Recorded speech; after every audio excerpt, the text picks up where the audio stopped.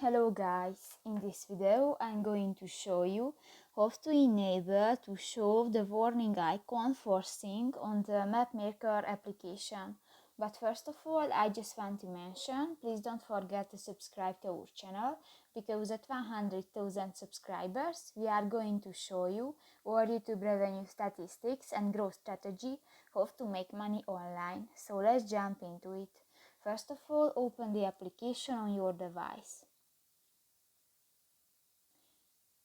Go to the three lines at the upper left corner of the screen, and in the help and feedback section you can find the first option, the settings, and in the display section you can find the show warning icon for sync, and just click to the next square icon, and now this function is enabled.